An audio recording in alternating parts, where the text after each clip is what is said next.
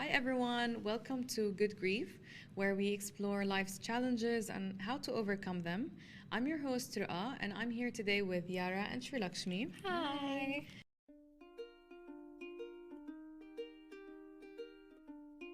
And today we're going to delve into the complex world of grief, sharing stories that resonate with loss, healing, and the transformative power of coping mechanisms. We'll hear about individuals navigating the pain of losing loved ones, and each story is a testament to the resilience of the human spirit. So, there is something extremely powerful about sharing our stories, especially stories of grief, loss, and survival.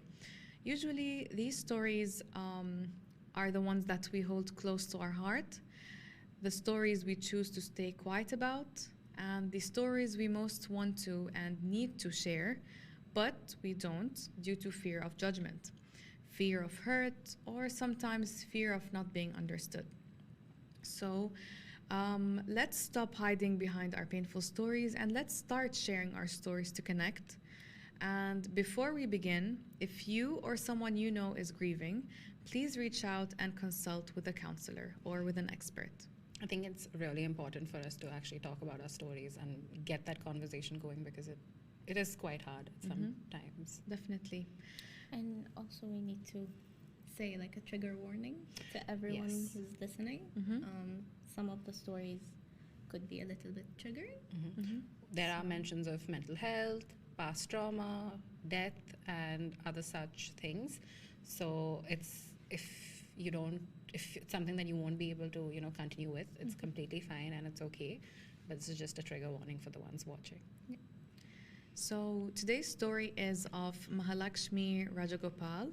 She's a wellness and counseling practitioner who's looked grief in the eye and pulled herself out of its gloomy tunnel. The last 5 years were a roller coaster for Mahalakshmi, with various experiences, insights, awareness, hurt, healing, and of course, enlightenment with respect to life. Her father passed away in January 2019, 3 months before his 84th birthday, and she was not by his side. Her last meeting with him unfortunately ended in sadness due to a family conflict, and as a result, she had to cut short her stay with him. And when he died, she felt deprived, and that remains a fact. However, now she does not feel deprived. She acknowledges that she was deprived of the opportunity of being with him in his last moments. And naturally, this took a toll on her physical and mental health. On one side, she was visiting doctors, counselors, and healers, and on the other side, she was facing criticism from her extended family. And through all of this, her own family members helplessly watched her suffer, as she says. They empathized with her, but did not know how to help. And they would discuss every aspect of the issue for a few hours and end up, being exhausted, reaching ultimately nowhere. And she would feel guilty that she was burdened by her young daughters and husband with all her baggage.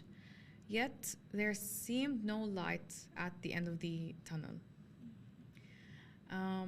For Oh. 3 years, grief was her unwanted companion. But thanks to different interventions that she had sought, some changes began to seep in. Mahalakshmi took up gardening and found it very refreshing. She became objective with her extended family. She was mindful of her boundaries when it came to giving them time and space. And slowly, she learned that many relationships are superficial and shallow. She discovered toxic positivity in many interactions and learned to handle them effectively. I think that is something that happens to a lot of people also, where when they go through a very hard time in the beginning, yeah, they are feeling all of their feelings, and they do end up taking up hobbies and new life choices to make themselves feel better. But yeah, they might be influenced by toxic positivity, which isn't spoken about enough, and it really should be because you can consume yourself into a space that you just don't want to be a part Right, of. right. Yeah, and now she has some more clarity about what to accept from different relationships and what not to. And Mahalakshmi realized that even believing the need for maintaining and cherishing every relationship,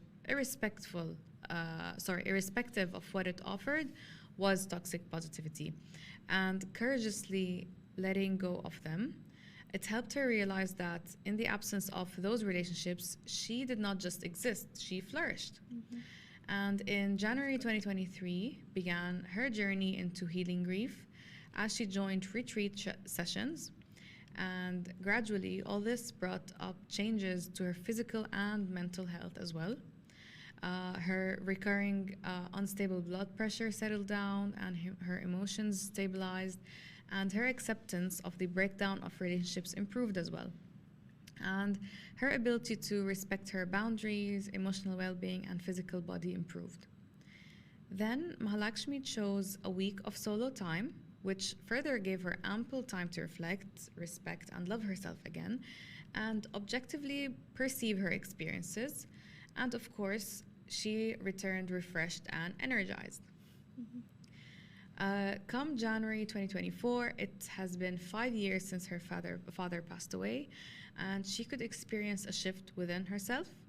Mahalakshmi reflected on how his life could be celebrated rather than, being grieved upon, and she was now comfortable and content with the various relationship dynamics, whether present or past. And she mindfully looks forward to life. She remembers her father and experiences a sense of peace, and she feels grateful about his next phase of journey, and it says that she has healed. So she shares some simple guidelines to those struggling with grief or to those battling emotional turbulences without knowing the root. So I'm going to share some of those. She shares 11. Oh, The wow. first one is grief is an emotion we experience when we go through any loss. It could be over the loss of a loved one, relationship, a job, health, an organ, or material possessions. The second one is acknowledge grief without guilt or shame. Third point is be comfortable to express in ways you are comfortable. For example, crying, sharing with others, writing, spending time alone, whichever suits you. Fourth is give yourself time to heal. Don't be in a hurry to be done with it. Fifth is ignore and let go of advices, remarks, or comments that do not support you in experiencing grief. Next, she says be mindful of grief manifesting in other forms such as anger, mood swings, and handle them consciously. She says avoid both toxic positivity and pessimism, as well as practice self-compassion and don't be too harsh on yourself. Mahalakshmi also says, do not hesitate to seek professional help to handle the manifestations of grief, and remind yourself that the intensity of love and the intensity of grief are directly proportional, and be grateful for the love you experienced before the loss. And lastly, she says, do not give up, grief heals. This is really good advice because everything that she's mentioned has some relation with her story itself, which just makes us understand that if you really need to get through grief, you have to experience it. Only then can you reach results.